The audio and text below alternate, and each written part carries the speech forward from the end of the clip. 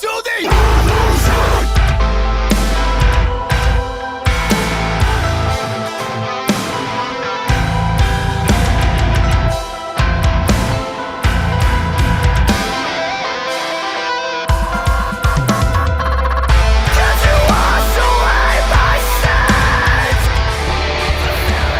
Welcome to Acute Mania Live.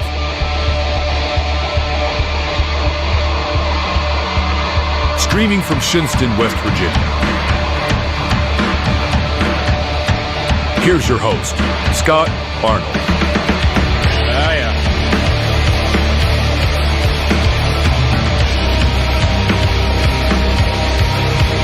I have the intro for a little bit too long. Welcome to Acute Mania Live. It's been about 3 years, and I did the math. It's 226 episodes since Third Delaware has been on the show. Welcome, guys. It's very nice to have you back on. Thank you guys for having us again. Yeah, it's good to be back. For sure. And Mark's back with me, co-hosting down in Austin. Welcome back, Mark. Hello, everybody. Hello, hello.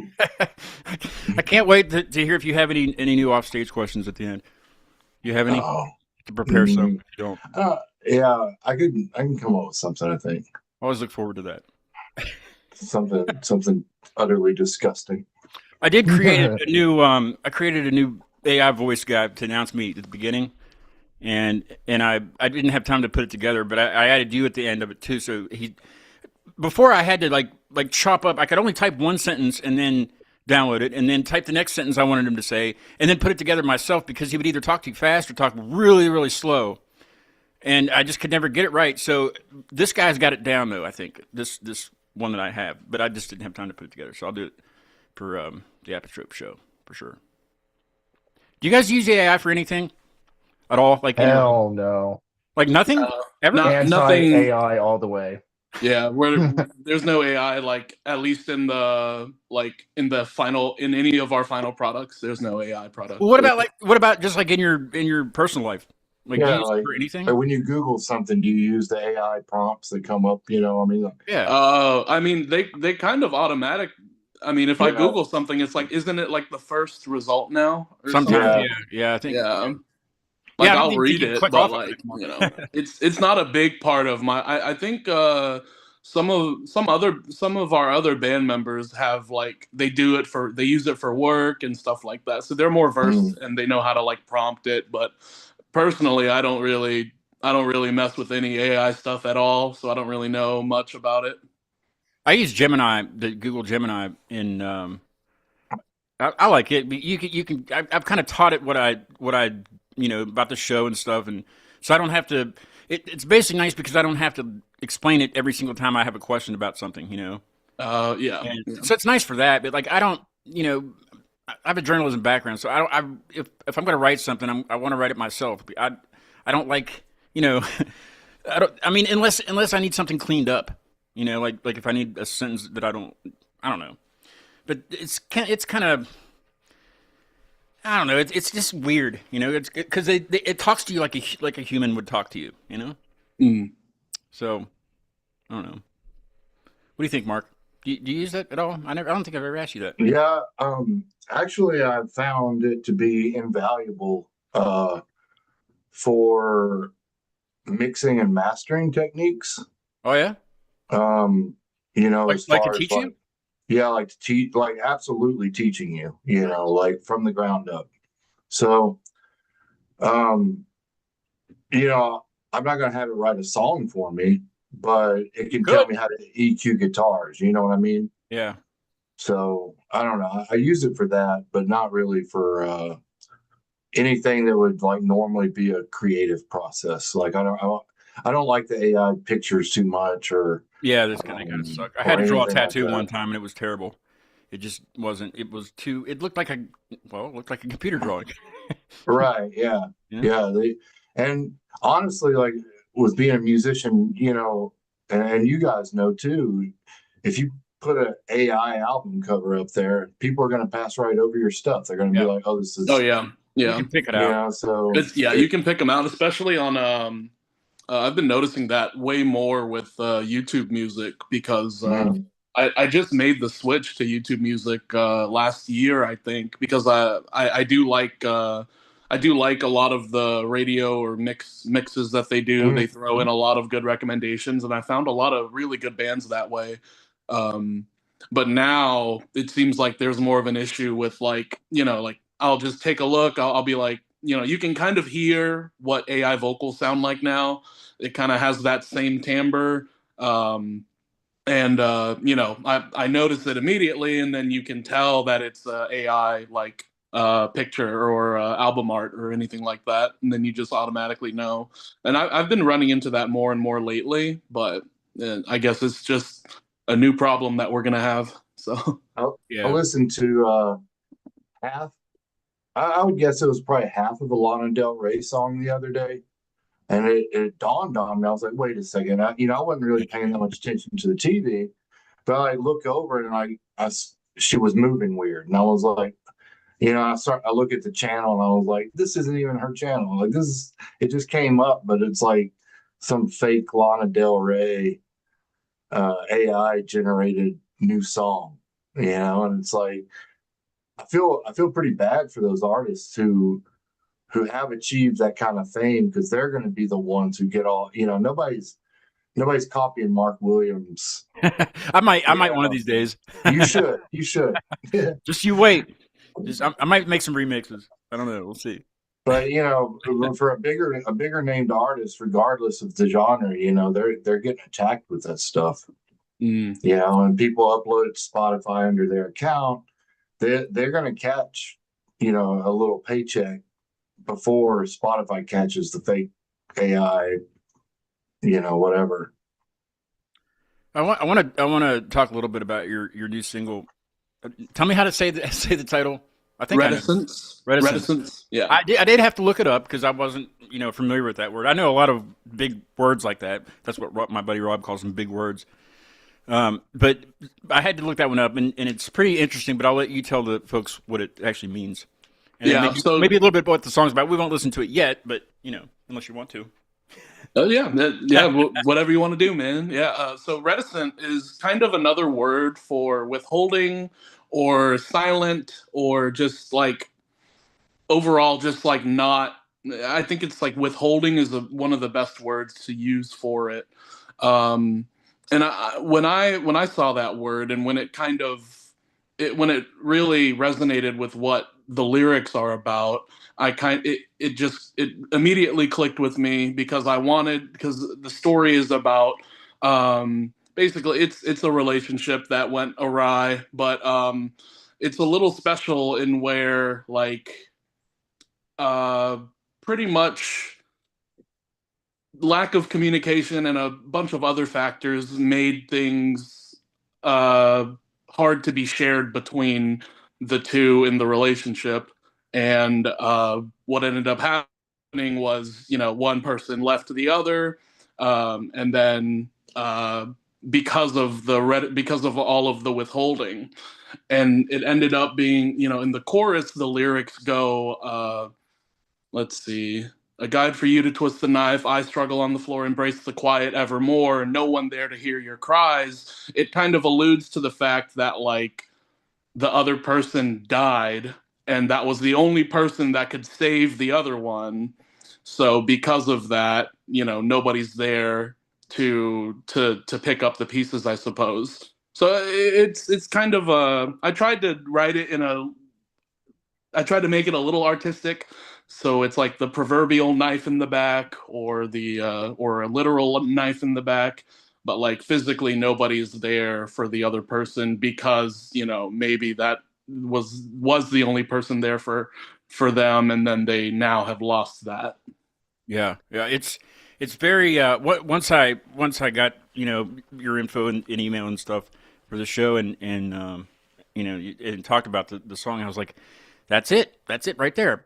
And it's not like it's just like any other song, but it's, I don't mean like the sound and stuff, but lyrically, it's, what am I trying to say?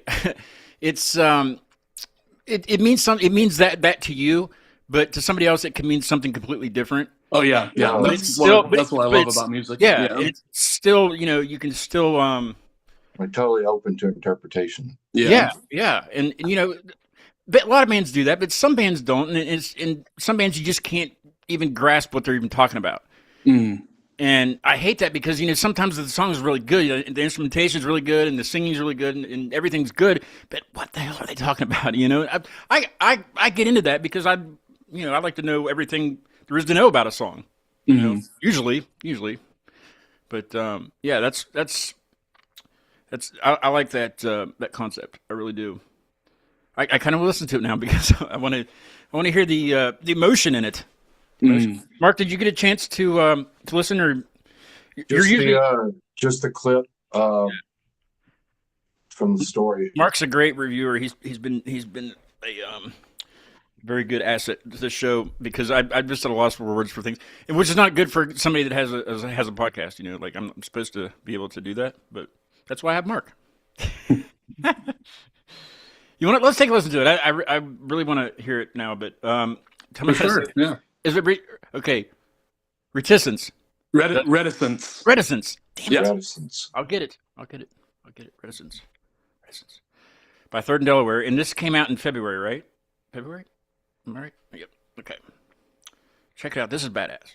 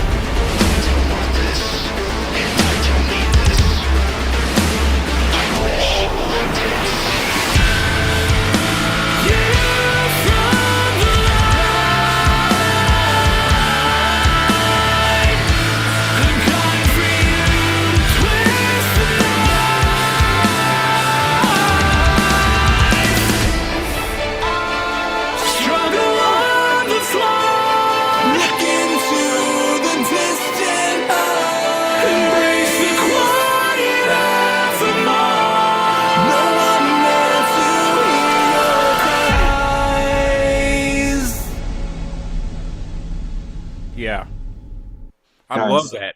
I love that the chorus and the it's so aggressive at the beginning, and then all of a sudden it's just Yeah. and it does nothing to Yeah, the we're energy. Does we're nothing to the really energy. Yeah. we're really big on the variants. Yes. I think we really nailed that because the beginning of the song is very aggressive. Yes. It's pretty much like 100% full grit, full distortion, as hard as I can like humanly scream. And then it's really tough to do that live because I have Sure. to Yeah. go straight from that into the chorus, which I sing pretty high in that chorus. I don't remember the Dude. note I hit, but Yeah. yeah. Yeah. That's it's definitely. I don't want to say it's. Well, I'll let Mark. Mark is better at describing than I am. I'll let you go at it, Mark. Oh, on the spot. Yeah, on the spot. Well, I detected a lot of industrial influence in there, but There's a lot of like effects. not like generic industrial though, but like KMFDM maybe or something. You're Like welcome. Yeah, yeah. It's pretty much Something our much first harder. track where we wanted where Torin was able to really mess with the transitions and to truly guide the song from part to part. So there's a pretty much a big almost industrial dubsteppy transition Yeah, in the yeah. first verse as it goes into the heavier section. I So love yeah. that. I love I would those even effects. go Oh as yeah. far as to call it like industrial dubcore. Yeah, I don't I'd even be know down what. with that. Holy But fuck. We could go with that. Yeah. but genres are kind of silly anyway. There's as long as you're under some umbrella, you're okay, in my opinion. Yeah, I But mean, I think what defines a good band now is how many genres you can throw in, Oh to yeah. a sing. There's Yeah, there's just too many. There's too many. And you yes, it's metalcore, but then it's like you said, it's like an industrial field also. But not all of your stuff is like that. It's just I can't even really remember your other stuff. I listened to a little bit of Schemas when I was doing the story earlier for Instagram, but I was like, no, I can't use that. I have to use the new one. yeah, yeah. I gotta help push the new one. You haven't needed much help though. You guys have been doing really good. What have you been up to? What's been happening since I talked to you back in 2022? Gosh, it seems like it's been eons ago. 2022, we probably have been on a few. We went on a few runs. I think 2 Texas tours, and maybe I don't remember if we had already gone to made that run to Memphis, but I'm not positive. It You might have been almost made that. it. You almost made it a little bit. I'm a little bit farther from Memphis east, but you almost made it up here. Oh, really? Yeah. It's Yeah, very far. we'll have to keep going next time. Yeah. Me and my buddy actually drove to Houston from here, from West Virginia. When was that? Last February, ish, something like that. We have a buddy that used to live down there. He lives up here now, but yeah, I flew back home, but my buddy Rob drove back home. But it's quite a ways. But if you're touring and you're stopping along the way and playing, it's not so bad, I guess. Yeah. Rob doesn't stop though when he drives. He doesn't like to stop. He just actually got back from Florida just a little bit ago, but he was here. He just left. But that was like I don't know how long that was, 15 hours, something like that. Also, no. he drives straight. I can't drive like that. Do you guys like to drive at all? It's probably different there though. I'm pretty. I don't mind. I don't mind a long drive. Yeah. Yeah.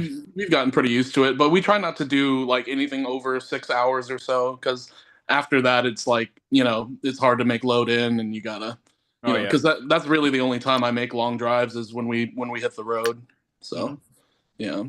What's the furthest you've been? Is it Memphis? You think?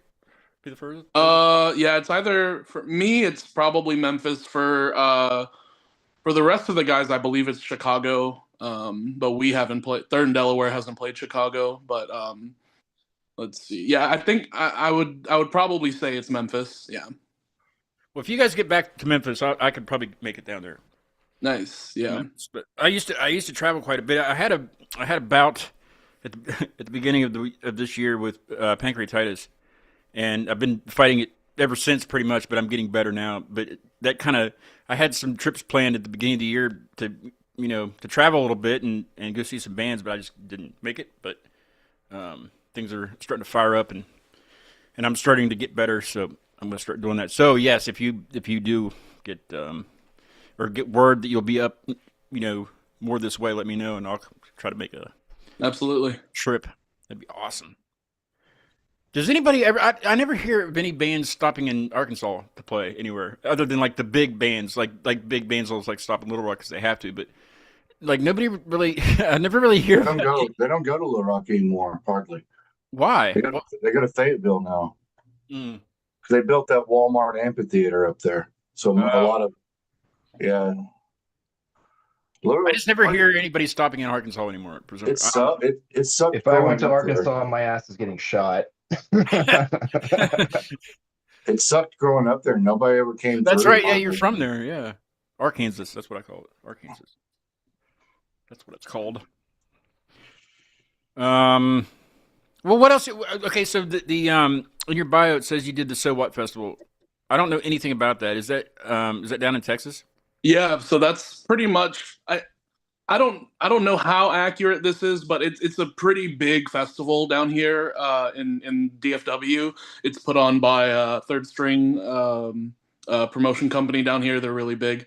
But yeah, they've been putting it on for a while. They stopped maybe last year or maybe 2 years ago, but it started decades ago as like not a competition, but when it used to be the week after South by Southwest in Austin. And Mike Zemer, the head of Third String, the promotion company who runs the festival, basically said, "Hey, right after South by Southwest, I'm gonna do a thing in Dallas. Come by and play this as well." So it was kind of like, oh, you'd have South by Southwest, like showcasing all the metal bands, and then like around that time, they would just go to Dallas, in a couple days or the next day or whenever it was, and that's what it ended up becoming. And it turned into its own thing now. It's no longer right after South by Southwest, because it used to be called South by So What, to kind of follow South by Southwest. Yeah. Kind of tied in there. But now it's just So What Festival, and it's its own thing now, and it's I believe it's coming back next year. I believe he announced that it is coming back next year, because they've stopped doing it for I think 2 years now. But yeah, that was probably our biggest ticket show ever to date, because obviously there's so many stages and we didn't play the main stage, but we got to technically share the festival with bands like Wage War and just legendary acts, The Ghost Inside, and all of them.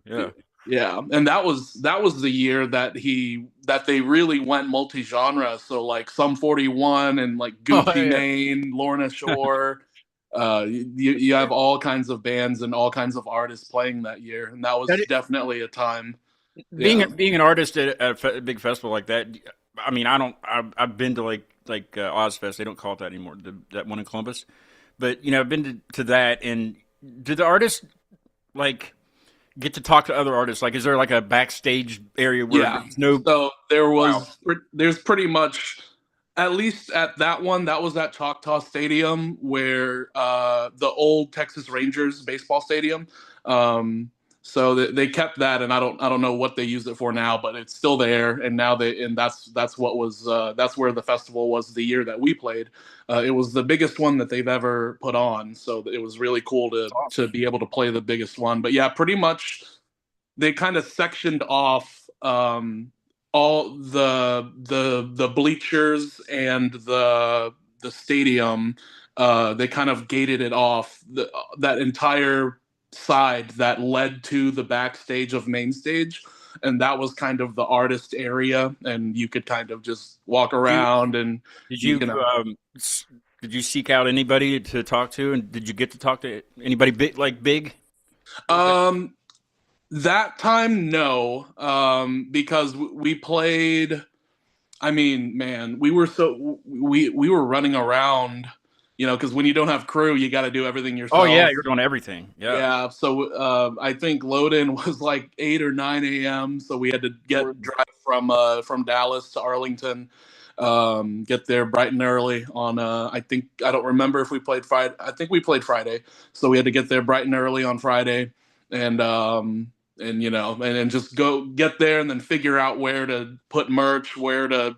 Where do we get our little? You're finding out, right? Where do we get our wristband? What does the wristband mean? Where can we go and not go? And yeah, there's all the logistical things that like we have to figure out and then follow ourselves. So now, as a band, you have roles different that each of you play, not just for that, but just in the band. You there's like one person takes care of the finances, like when you go play. Somebody you have. I don't know. Do you guys have roles like that?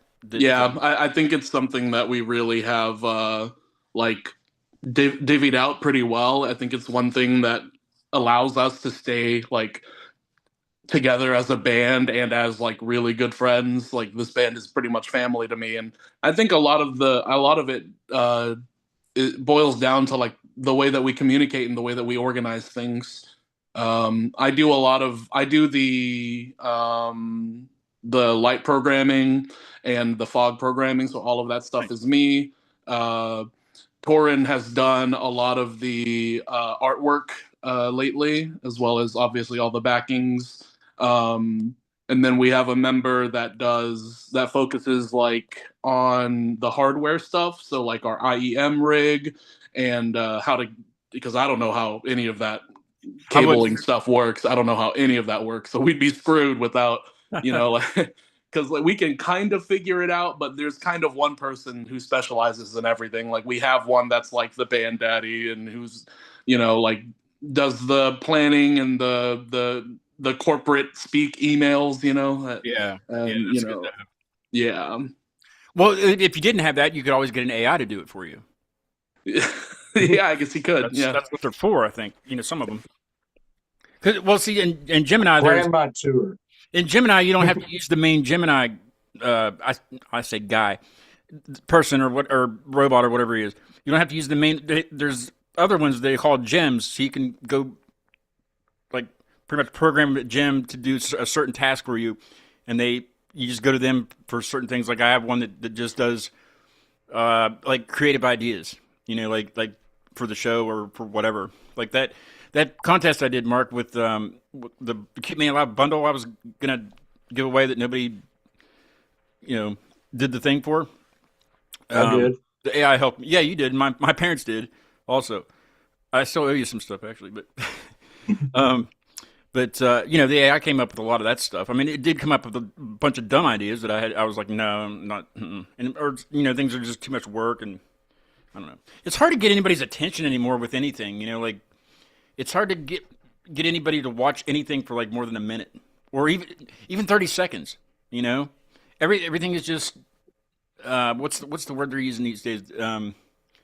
Short form content type yeah, stuff. Yeah. Everything is short form. Yeah. And you have to when you post your music and an advertisement for your music like on Instagram or something, it has to be short or you take because if you look at the analytics, it's like it'll tell you how many people listen for like 30 seconds or how many people, what the click-through rate is one thing. And it's like, man, they only watched this for 5 seconds. What are you going to get out of 5 seconds? Nothing. They're just going to the next thing. But 5 seconds is really nowadays it's a good amount of time for somebody to be watching your stuff. They actually stopped and watched it, but they kept going. Yeah. It's just, I think that's why Third Delaware hired me. But it's just crazy what the world's coming to. Like nobody has nobody. Some of my riffs last 15 seconds. You know what I mean? Like, yeah. I mean, I have songs at 54 beats per minute. I mean, you're not going to get anything out of it in 5 seconds. You have to worry about writing a song that's over 4.5 minutes anymore. It's like unless you're established like Tool or something. They have songs 12 minutes long, huh? My fiance, well, she didn't scold me, but she basically told me that the other day. She was like, "Your songs are too long," and I was like, "They're only like 5 minutes at most. Yeah, and that's You like know, and she was like, "Yeah, it needs to be like 2.5." And then, you know, that's not if you start looking at like, you know, popular, you know, what's popular, yeah, Sabrina Carpenter or whatever, those songs are like, you know, 3 minutes or less, and they're just like crazy. shoved in your face, get it out the door, move on to the next TikTok or whatever you're doing, and I mean, wild. I do. Acute Mania came from that word came or those words came from electronic music that I was doing before I did this show.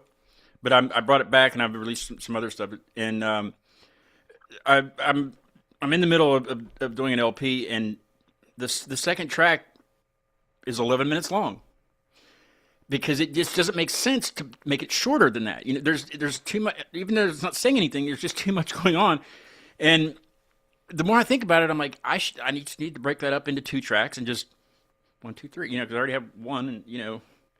But I mean, should I do that because I think that nobody's going to hear it for 11 minutes? No, probably not. But it's got to be right after. You know, one that has to be right after each other. But you know, that's what you think about anymore. It's like, do I want to have a song that long because nobody's really going to listen to it all the way through? You know? Okay, we'll make it 20 minutes. Yeah, Yeah, like really make them sit down. You know? I think the most important part is like you can have a song however long, but the short form content you make of that long song has to kill. Like it has to be good. Because I guess if they're going to listen to you, then they're going to listen to the whole thing because they want to. Yeah. So like if you make the good ad, basically, then and they want to listen to it. That's the whole point. Once they want to, they'll do it. But True. you know, it's getting them to that point. Yeah, that's true. Yeah, and that's with everything, not just not really. Well, not everything, but you know, when I try to come up with clips, if I have nobody on for like a week or something, and I'm trying to recruit people, who wants to come on the show. I have to be. I don't really do that a lot anymore, but I used to have to do that, and it's like. That was when your Instagram story could only be 15 seconds. You didn't have an option to make it 30 seconds if you wanted to. I don't know if everybody has that option or not, but everything had to be 15 seconds. So every clip that I made, I had to make sure that it was right at 15 seconds and it said what it needed to say. And it was so difficult to do that, Like I never would talk to the camera and like do it like that because I'd have to be 1,000 miles an hour trying to get 15 seconds. Mm-hmm. I mean, I don't know. It's just crazy. Why don't people just slow down, Slow down. Just breathe and everything will be okay. I Dude, you were talking to the wrong people about slowing down. We don't know what the fuck that even means. Well, I mean, you're sitting here now and for an hour and we're here and right? Yeah, I can't even sit still, man. I'm just been moving the phone around. You can get up and jump around. I was going to have a guy in Germany do cartwheels, but he didn't want to get up. So yeah, he didn't want to get up. Oh, fuck that. Yeah, we were cartwheeling. I can't remember what were we doing. That's when cartwheeling. We're power bombing. That's when I used to do the landmark segment where I would ask people, certain landmarks in their city that isn't like advertised as a tourist attraction that's weird or whatever, and there was something to do with cartwheeling in Germany where they lived, and they didn't even know what I was talking about because they weren't really fluent in English. But then they finally understood what I was saying, and I was like, "Well, get up and demonstrate the cartwheel." And he's like, "No." Oh, that was arriving home. Is what they were called. Arriving home. So how do you pull off that live, Torin? What do you have? What kind of gear? Are you sequencing most of it live, or? Oh shit! It's my turn to speak. Okay, science. Okay, man. So I'm typically using about 4 to 5 different analog pieces. Some's got digital implemented into it. So a lot of the pads and stuff like that and effects, they're backtrack, right? Because realistically, I can't fucking play every single bit of those. Right. So what I'll do is I'll have my Korg wave state acting as my live lead synth, right? And I got a Korg KP3 Plus pad just to give me some nice sweeps, whatever I need, just to kind of glitch that motherfucker out, right? Then I make use of some Novation pieces like the circuit rhythm for my samplers and stuff like that, and vocal effects. I go rolling the VT3 series specifically, and that's the original VT3. That motherfucker packs a fucking punch. So here and there, man, I'm constantly upgrading or degrading just to see what will serve me the best. Plus, we're a 6-member group at this point, man. So it's already fucking compacted so tightly on the small stages that we're playing that it's like I don't know if I can jump around, look like an idiot, or so I'm just like, ah. Are you guys all wireless, like guitars and everything? Are you wireless? I believe we are, yeah. Yeah, I'm pretty sure everybody's wireless. Yeah, and normally I am too. Even the microphone. Well, with that many people, I'm thinking, if it is a tight stage, it's better not to have cords laying around. Right? Yeah, It'd be like standing in a spider web. Yeah. Yeah. Except me, I'm still wired. Oh yeah. Torin's still wired. Yeah. Does everybody wear earpieces? Like Yeah, we we have a full in-ear rack. We all have our own transmitters. Everybody has their own channel and their own mix. your own mix, yeah. So you don't have to like really sound check. Really, I mean, other than just getting the general sound, right? Yeah. All we have to do is plug in. They line check, make sure we sound good on house speakers, and we go. That's it. That's really the way to do it. Is it difficult to do that? The band that I'm in, we're not really active right now, but we've only played 2 shows, but like those 2 shows would have been a lot easier if we would have had, our own mix and on our. Is it expensive and difficult for up and coming bands to pull it? I guess to pull it off if they want to do it. Yeah, it most definitely can be. Yeah. Yeah, it can be expensive, but there are workarounds to it. What a lot of bands do is they'll just split, like they'll have 2 transmitters and then however many receivers. The drummer very likely needs their own mix to make sure that the click is loud or whatever they need to hear is loud, or the backing tracks or the vocal cues or anything like that. And then the other transmitter, the other like mix will just be for everybody else, and then that's what you get. It doesn't matter, like it or not. That's how it's gonna work, because otherwise everybody needs their own transmitter. So then like everybody can have their own mix, right? Because like obviously I'm gonna have vocals cranked up and then like backings and vocal cues cranked up, so I know when to go. Especially like with the backing tracks, like not everything is the 4 cymbal. Right. 4 count in with cymbals, so it's really good to know like having the click. And I record our own vocal cues, so I'm literally you'll hear me go this song 1 2 3 4, and then that's when you kind of go. And then obviously Torin will have a different mix, probably backings higher or bass higher or whatever they. So all these things you have to do ahead of time, like even like a practice. Yes. So rehearsal really becomes like rehearsal. It's not just practice. It's like, because you have to. Because when we do everything that way, it allows us to have more, the same. Yeah, you have the same show every time, which can be argued that that's not like metal, right? But because of that, we have to stay consistent for backing tracks, especially now with Torin and the amount of backings that we have in our songs now. But it also allows me to program lights and fog in time to the set, so that we don't need a light guy. Have you guys always done that? Were you doing that back in 22? Yes. The lights? Maybe we just didn't talk about it. Yeah, I know another band here in Pittsburgh that does all that stuff, and I mean they've recently gotten new light equipment and stuff, but it's just nuts. It goes with everything, all their stuff. But and that takes a lot of programming. I know it does, because they, if that shit goes down, then like it did this one show I saw them at recently. Yeah, that's the bad thing too. Because everything's automated. If one thing goes wrong, it can really spiral out of control. So they have one of those. I guess it'd be similar to like a hazer, where it stays low to the stage. But that wasn't working, and neither was the lights. Like it sucked because they didn't know it until that part, on their first song, and it's where it's supposed to come in, and nothing. Still dark.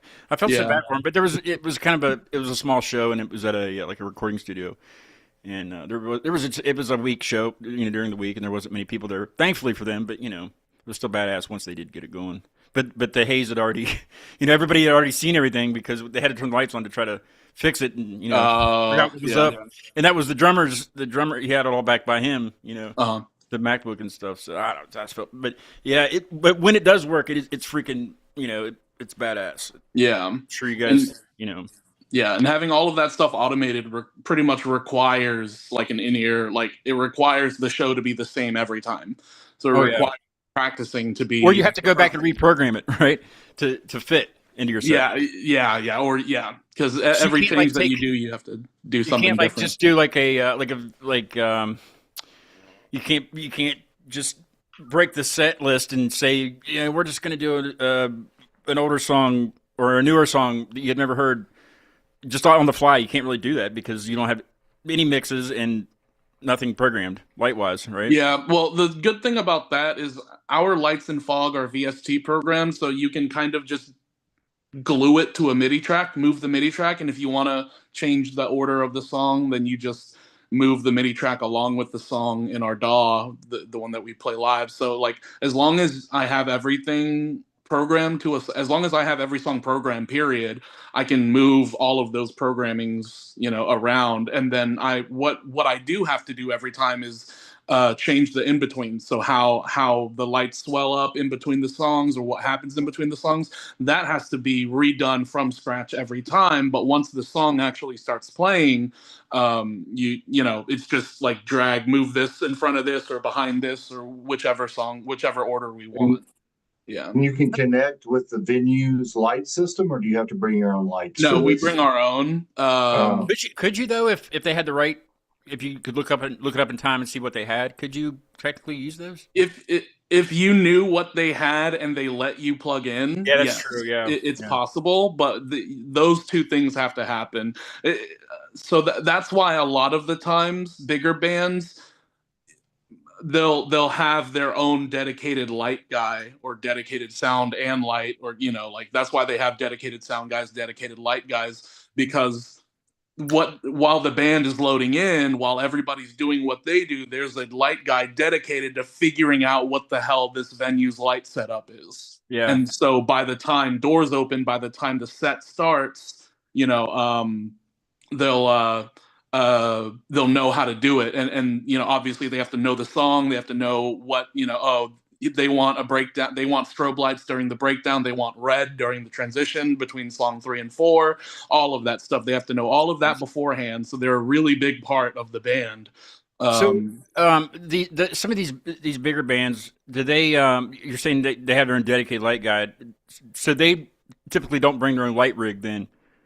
They just typically they can. So and then that would be programmed. A lot of bands do both. They'll actually automate some backlighting, right, and then the lights that are on them are the venue lights, and then the light guy will control those venue lights, while the atmospheric lighting is the programmed lights that they bring. A band called Novelist does that. That's what Novelist does. And then a really famous dedicated light guy, I don't know his handle, but Slaughtered to Prevail, the deathcore band, they have a very, very, very well-known light guy. He's incredibly talented, and he does really good content where like he'll film himself at the show at the light board, figuring it out on the fly every night, and it's really cool. Yeah, that would be interesting to watch for sure. When I go to shows, especially bigger shows for sure, I'll stand next to the sound booth, because usually it's right there on the floor. It's elevated a little bit, but it's right there on the floor, and you're just you can stand around it, and you can see it right over the there's like a partition, but I'll watch it, and like one of the most amazing things I saw, I can't remember. It might have been the Browning, when I went and saw the Browning. Their sound guy, and he really didn't. It didn't look like he was doing much, because the board did everything. He pressed like one button, and all the mixes just like moved on their own. I've never ever seen that. Like I knew that was possible on a board. Oh A yeah, very yeah, expensive just board, preset. but Yeah. yeah, but he just pressed a button like after one song was over, he just pressed a button. Yep. It moved all the not much, but some of them moved a lot, but Hmm. just moved all those things. I mean, there was like probably 20 of them all the way across that board, and then you just switch into position. Then on they went with the next song. But like that's crazy. Like, I mean, I knew there was things like that, but man, just to see it in person like To that, see it, yeah, it's always know? there's so much that goes into automations with a live show, especially nowadays that everything's so rehearsed. Everything is like program lights, program fog, like show, like it's a real That makes the show whole now. atmosphere. You feel it, Yeah, and yeah, it you makes guys such a probably big would. difference. You probably feel, it would be a different energy for you on the stage. I'm sure if you didn't have that stuff happening. Oh yeah, like Now that you do, sometimes we're not allowed to bring anything. Sometimes we're not really, allowed to have any of that. Oh yeah, like a lot of the for a lot of the national shows we play, we're not allowed to have lights, or we're not allowed to be able to control the venue lights or any of that stuff. what about for this festival? Were you able to do it there? Oh yeah, we could do it there, but we play. It was like during the daytime. Yeah, so So yeah, it's an all yeah. day thing, so it didn't really matter too much. Yeah. Well, Yeah, I think, the fog, I guess would, but being yeah. outside like that, how much does it linger? How windy is it? Yeah, there's a lot of factors with that. So the outdoor festival, it didn't matter too much because like you're either playing in the sun, which most bands are, even bigger bands are, and then if you're like a absolute headliner, then you'll play at sundown after sundown. Oh yeah, yeah. Everything's saved for nighttime. Yeah. Everybody's all tired. Standing out in the sun all day. It's right. Oh yeah, it's brutal. It's brutal. Okay, let's go ahead and do off stage. The last time you guys run, I didn't have a sponsor. I always look for a sponsor for this show. Just for a little bit of help, here and there. But I have a sponsor for this segment. It's sponsored by Benjamin Hall Audio Productions, and I have a little intro to this to play. It's actually the music is the intro to the only single that the band I'm in has out. We're under Deviant Cause, and the song's called Observe, but the music behind it is the intro to that song. Monitor gain levels. Isolate vocal tracks. Automate reverb. We're headed off stage.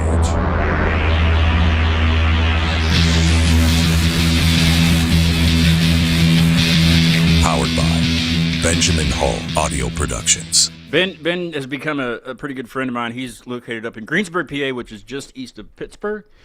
And he's the one that masters all of my electronic music. He does a phenomenal job. He does live recording in his studio and mixing, mastering for people. And he used to play with what's the girl's name from Flyleaf?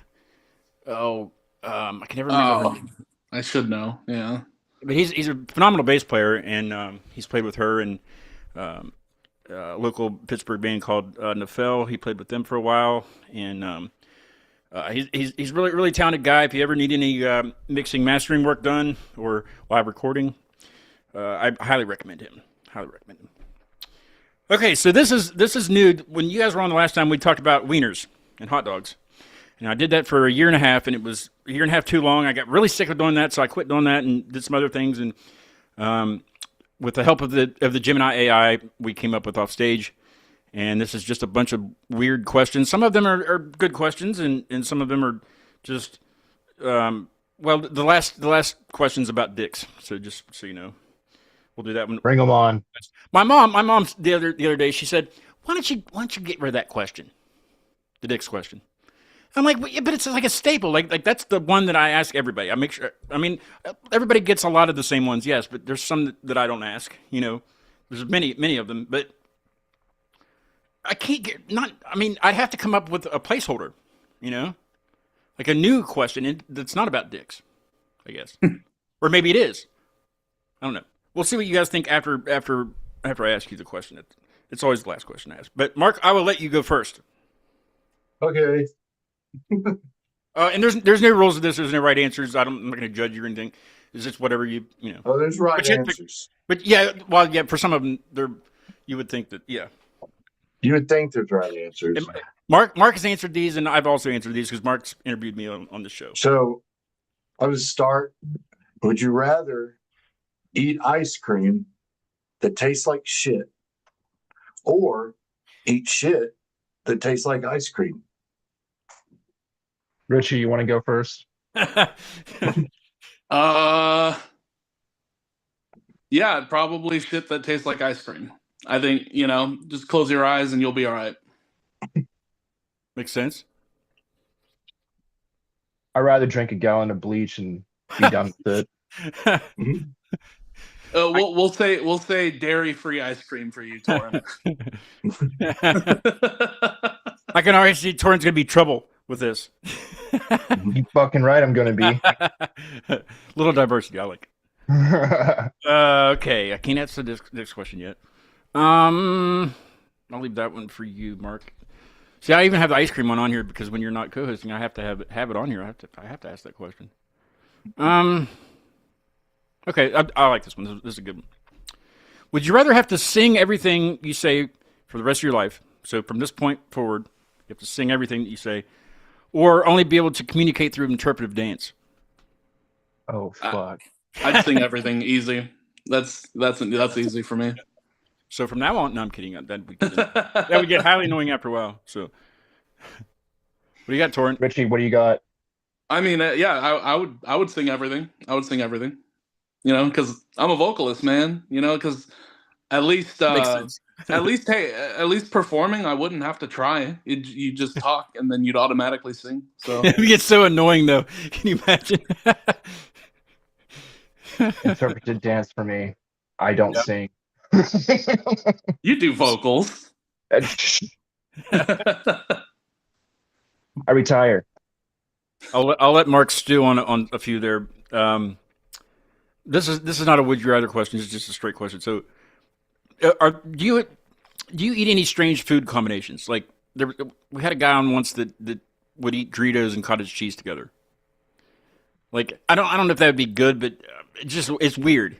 So, do you enjoy any weird food combinations that's really not normal? Is me being vegan weird enough? Well, I went to a vegan wedding a couple years ago. Oh yeah? It was all the whole and I had salad. I had salad and works. I did try. I tried the hot dog that wasn't really a hot dog, and it was okay. It didn't really I think because I knew that it wasn't really a hot dog that it tasted different to me. But I think if I wouldn't have known, you know what I mean? Like it would have been fine. It would have been fine, yeah. Because I mean, it's kind of like water tastings or whatever they do, And you tell people that this is really high end water, but it's really out of the faucet, I don't know if you've seen anything, but it's. I remember that one, Penn and Teller. Yeah, but I've never had like the Impossible Burgers or the plant-based burgers or anything like that. But my mom's had one, and she didn't even know she ordered it. She ordered it on accident. But I've never had anything like that, or tofu or anything. But That's how I live off of it. I don't think it's weird. But yeah, we after speaking at that wedding, we kind of snuck out and went to the Outback. And it was an 80s hair metal themed wedding, so we were dressed up in our 80s stuff, and we went to the Outback for dinner because we were starving. But I ate the salad. The salad was decent. I don't understand. Okay, all right. You got another one, Mark? A bunch of scarves on, like trying to eat, but you got all these scarves. Scarves. Jeez. All right, I'll let you go, Mark. You got one? Yeah. Would you rather have? Please be the grandmother one. A good hand job from your granddad, or a bad hand job from your grandma? Oh yeah. Torrin. I don't have sex. Fair enough. Richie does. Oh man. No man, he's the chick magnet of the group. You think I'm lying? I'm not. Well, in this case, he has to choose which gender he would like to have a hand job from. How about it? And he's related to him. based on skill alone. And you can be blindfolded, right? I mean, that's just more kinky. What? I'm not really sure how to think about that. I didn't because I actually didn't know I didn't know my grandparents. So Oh, yeah. So I'm not really sure. well, you could replace it with friends, or Anybody you want. yeah, You replace it with bandmates. yeah, you could do that. Actually, that'd be it. We should change that question to bandmates, Mark. Yeah, next practice Next will be time. awkward. Next time, the Apotrope, Yeah. we'll get that question. Whoever didn't show up for this interview is gonna get a surprise. Yeah, that's how we punish them. Yeah, punish them. Okay, we won't make you answer that. We won't make you answer that. Some people get a pass. You get a pass. Okay, serious question, and it's a music question. Would you rather have to give up creating music for the rest of your life, or listening to music for the rest of your life?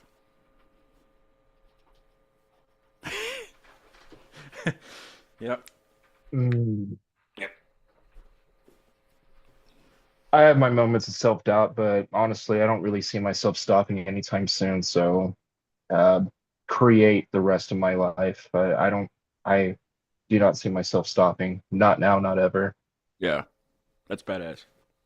Yeah, but to create music, I guess you would have to listen to it during its creation. But I guess I suppose the question, or I suppose it would mean you could never listen to anything for leisure or listen to anything that you've made once you've made it. That's what I get from it. Yeah. Yeah, that's what I get from it. Yeah, I would. I think the fact that I would still be able to listen while I make it, like it would, I would be okay. I would pick not listening because yeah. You're still hearing it. Yeah, because I'd still be hearing it while I'm making it. Yeah. Now here's another music question that I like to ask because it's I think it's pretty tough. Would you rather have perfect pitch but no sense of rhythm, or perfect rhythm with no sense of pitch? Perfect rhythm. I think rhythm. Yeah, rhythms. That's a pretty easy. I think that's a pretty easy one. I think that's more of a what you do in the band or what you do instrumentally that how that would affect you.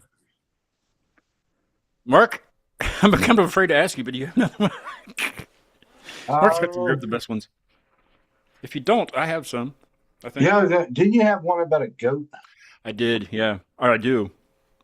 Should I do that one? Yeah. Yeah, because I'm all out. I swear this was your question, but you say it's not. I don't know where I got this question from. Somebody else. Might have found it on Reddit or something. I think you did because I wouldn't have.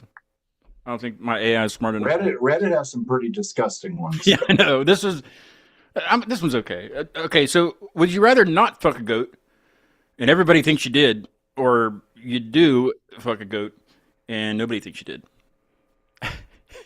I feel like there's a right answer on this one for sure. There's definitely. As a vegan, I'm also cruelty-free all the way. So. I was afraid of that. I was going to ask, and then I was like, well, I'll just wait. So you're going with not do it then, right, Torrent? Not do it and beat the fucker's ass who thinks I did it. Yeah. Yeah, that's going to happen anyway, I'm sure. But, yeah. Oh yeah, I'll fight. We got to let Richie answer before you answer, though. Oh yeah. What do you think? I'll be the talk of the town. Because it'd be better not to mess with the clown, right? Yeah. I feel like that's the right answer. Okay. Whose goat is it? What if it's your goat? You know, and it's like you have to explain to the goat, like everybody thinks we did this, but we didn't. Yeah, really. Like it's a dog. I mean, that's your call, I guess, if you want to make it weird between you and the goat, right? Poor goat. Well, or yeah, I guess it would be. I'm trying to find this one that I really want to ask you, and okay. I don't like that one because it's too long. Would you rather have the ability to instantly write a perfect song but never be able to perform it live, or struggle with songwriting but always give electrifying performances live? Definitely the latter, and that's actually the latter is Third Delaware. We struggling to write, and then we take forever to write, but that's good though. Yeah, but everything that we do, Torin writes extremely quickly. That's something that, like, because Torin's the newest member of the band, Okay. so and they write very, very quickly. And so it's kind of been not a struggle, but it's been a new kind of sense of, oh, we have a lot of these things, ready for us, and it's like, okay, how can the band basically catch up to the workflow that Torin sets? So that's been a challenge lately. But normally we take a pretty long time to write songs. We'll write something, and then we'll rewrite it. We may or may not like this part or this part, and we'll actually play. And like when we go on tour, we'll actually play it, and then we'll figure out, oh, this is something. The crowd looked at me weird whenever we played it like this, and Yeah. we would actually change the song based on that as well. So we actually take a very long time releasing music, but whenever it does come out, we're very proud of it. So Is that something that you have to get used to, Torin, or are you trying to get help them speed up a little bit? I'm pretty assertive in my ways. I tend to be very strict in terms of what it is that I'm working on or presenting to whoever I'm working with, whether it's previous bands or with Third and Delaware or myself. I'm really, really trying to push new material as much as we can. If I have to just to answer that question, by the way, just write perfect music and never perform, I'd be happy with that too. Because first and foremost, I'm a creator. I feel more at ease and alive with product that I'm finishing, wrapping up on, and just showing off to the world. Thank you, internet. If I don't have to perform for the rest of my life, I'd be happy, Yeah. personally. I had to clear my throat. Sorry, I didn't want to do it on the microphone really loud. But yeah, that's yep. I think that's another one of those questions. It's where you are in your life. Like the or what instrument you play, or it all comes down to that. But yeah, I'm kind of in the slow version myself. Personally, even making this electronic music where there's no lyrics to worry about. If it sounds good or not. But I'm to the point now where I'm getting ready to send a song off to Ben to master, and I just can't get. There's parts of it that I'm just like, this is not. That doesn't sound right, But I think I might be overthinking it. I mean, with me doing electronic musical elements outside of just regular guitar, bass, drum elements, I find myself struggling with the same exact way until I just kind of found my sweet spot, and that's just all post effects, really. I mean, I heavily rely on distortion to build up my harmonic character and color with my synth work, and boom, there you go. So I try to simplify that as much as I can. That's yeah. I might play a little bit of that for you guys once we quit the live Yeah, stream, do it. just to give you a little before I send it off. Well, I want to hear it. Okay, I will definitely play that. Well, It's called Being. It's about it's kind of about aliens. I don't want to give too much away, but 'cause Cool. I make videos for them just to make it more of a story. For since there are no words, so I like to create vision. Okay, the Dick's question, and then we'll wrap it up. Everybody gets this question. Would you, Mark? Do you want to ask it? I never let you do it. Do you remember it? no, I I don't didn't remember. think you did. You I should remember remember by that. now. I remember that. Well, it changes sometimes. No, okay, all right. But would you rather have dicks for fingers, or never be able to taste anything ever again? And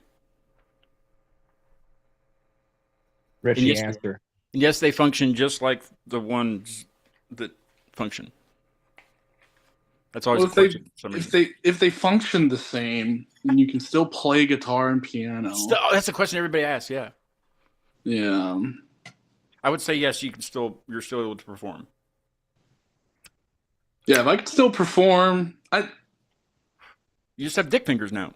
yeah, you just have dick fingers now. I don't know. Taste is a big there's a lot of good things that come from taste. So True. yeah, It puts I a whole think- new meaning to sucking your thumb, though. yeah. I suppose so. Yeah, but you know, I mean, it's something to get used to. So, Hey, and you'd be, you know how popular you would be. You know, the only person in the world. I did find Mark was talking about that there was something he could buy that for me to wear during this. You know, I could wear this the whole Oh, time you had the glove. up until I asked the question. I could do it Yeah. the entire segment. I found some also online, like dick hands or something, but I there's nowhere to click on to buy it. You know, it's just a picture, so I don't even know where it's It's at. that's somebody's prototype. Probably, yeah. It's not ready yet. It's not I have an idea, and they just haven't patented it yet. Yeah. They have to go on Shark Tank, probably. You know. yeah, personally, I think I'm pretty confident with dick fingers. So, yeah. I mean, you know, you make it work after a while. It's just like Yeah, it'll make it work. like riding a bike. Yeah. Oh, there's people chatting, and I didn't even shout out anybody. Somebody named Torrin is is partying hard, and Butterfly is waving with a heart, and Noob Cat is smiling with I don't know if that's a tear or That's my party. Okay. Thanks for chatting. Thanks for chatting. Subscribe and share this with your friends, and go listen to Third and Delaware. Do you guys have new stuff coming out other than, you know, I know this one just came out, and you work slow. I realize that, but is there something on the whatever I'm trying to say, are you on the cusp of something? We're working on as much material as we possibly can. Yeah, there's multiple somethings coming. So yeah. Keep me informed. I won't announce it for anybody, but yeah, keep me informed. Let me know. Y'all ever come down here? To Austin, we have Austin, right? Yeah. We have once. We played Come and Take It Live one time. And I'd love to come back. I loved that venue. It was such a cool place. But yeah, no, we played there once, I believe in 22 or 23. But Okay. yeah. But we know a few people from there. So well, we'd love to come back and play. Yeah. There's a new place now. It's called the Crowbar, and then slash the Raven Room. But they do mainly like just heavier music in general. Either that or they do like goth and EBM and stuff like that as well. So it's just like I don't know, a scene spot, I guess. Yeah, nice. Yeah, we'll have to. Yeah, I'd love to come back. In fact, that's kind of what we've been wanting to do lately, is kind of do these, just have a free weekend and just go down somewhere, you know, Austin, Houston, San Antonio, just play a one-off show somewhere. That's something that we've been wanting to do. So yeah, we're only 3 hours away. It wouldn't be that much trouble. Yeah, yeah. Let's have to link up. And speaking of linking up, I want to say this. This was pretty awesome. Awesome feeling for me. It's actually the shirt that I'm wearing. Public Figure is a band from Omaha, Nebraska that I had on last year, and they were just one of those bands, you know, kind of like you guys. You have each roll down. You know, each member has a roll down, and you're really trying to do what it takes to get to the next level, right? And I'm not saying other guests that I have on don't do that, but you can just tell, you know, after I talked to this band. And there was another one also, Arcwave, that was also like that. And, you know, young guys and just really doing what they can to, you know, to get to that, whatever the next level is for them, right? Mm-hmm. Yeah. So Acute Mania Live celebrated 5 years over the summer. And so I didn't really want to do a special show, but I kind of had to. You know, the 5-year thing I had to do but I wanted to have a guest on. I didn't want to just sit here and talk, you know. So I had Public Figure and Arcwave on at the same time. And Arcwave's from Fort Collins, Colorado, so they didn't know each other previously. And Public Figure's been touring a lot. They've gotten out on the road, and they're actually on the road right now. But this past Friday, they made a stop in Fort Collins, Colorado, and played a show with Arcwave, and met Arcwave in person and stuff. So that's badass that I was able to connect them, and they actually did get to meet and play a show together. So that's badass. So link up with Mark and you know. Yeah, if y'all play down here, I'll come see you play. Yeah. Oh yeah, absolutely. I won't play a show with you because I don't have a band, but oh, do you not have a band? Okay, yeah, I was gonna say if you have a project, we can link up and play a Dallas show. No, it'd just be me. It'd be me doing like basically guitar karaoke. Hey, that's it. yeah, I would go for that, and Third Delaware for sure. Well, we're gonna have to have you on again, and not in 3 years. We'll have to do it sooner than that. Absolutely, yeah. I don't know if I'll be still doing this in 3 years. I'll be in a walker doing this, I'm sure, but we'll try to make it sooner, maybe in a year or less, whatever you guys are doing, and is there any local shows that folks around you might be able to attend that's coming up? I don't. One of them is announced, but we only one of them is announced for now. But we will be playing the next. So I guess this is the announcement, I suppose. Yes. The announcement before the announcement. But we are playing. We are playing May. Is it 8th, Torin? Do you remember? It's May 8th. Yeah, so we're playing May 8th. It's the next. It's the May emo night in Dallas at Southside Music Hall. It's Prom theme. Yeah, so it's prom themed. So Nice. dress up. I think. Yeah, the boys are going to be wearing their tux. I'm wearing a dress. Yeah, so yeah. if you want to see Torin in a dress, then come see us. Come see us play emo night in next month. Do you have to play Southside emo? Music Are you going to Hall. have to change your style to emo for that? Nah. It's just a theme. Oh yeah. No, I mean, I'm sure I'm sure somebody might try to do like a emo prom kind of thing, but no, it's just prom theme, so you can just dress up or you can wear whatever. It doesn't matter. Nice. And then we're also playing Fort Worth at the end of May. We're playing a. I believe we're headlining the side stage of a local Fort Worth metal festival at the end of May.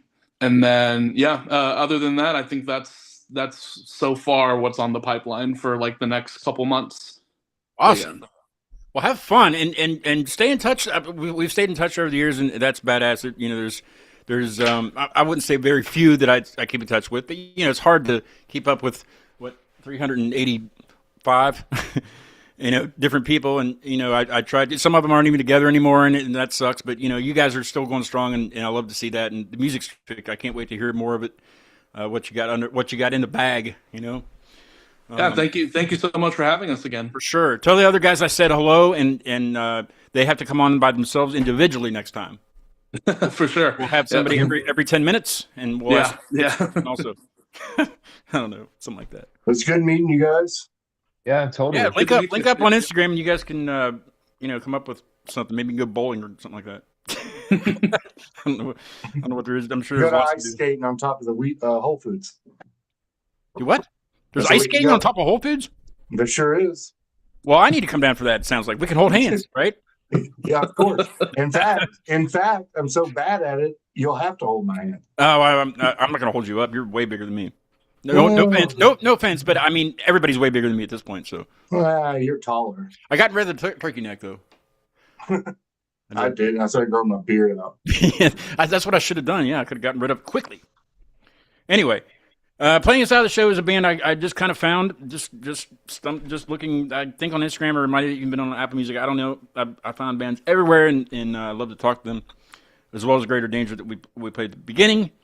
Above Below with The Hands That Held Exploding Suns is the name of the song. So listen to that.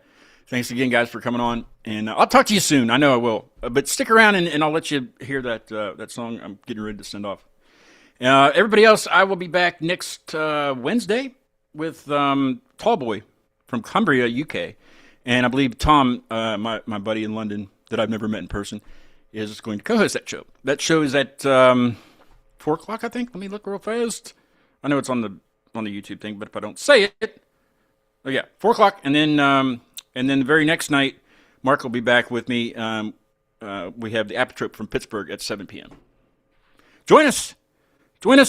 Come back. Hit subscribe if you're watching, and share it with your friends or whatever. And go follow Third Delaware and listen to them. You guys have a video for the new song that I can't pronounce? Yes. Okay. There's a video on BVTV for Reticence. Yeah. Nice. Awesome. Yeah. All right. I will see everybody later, and thanks again, guys. Thank you for having us. Sure.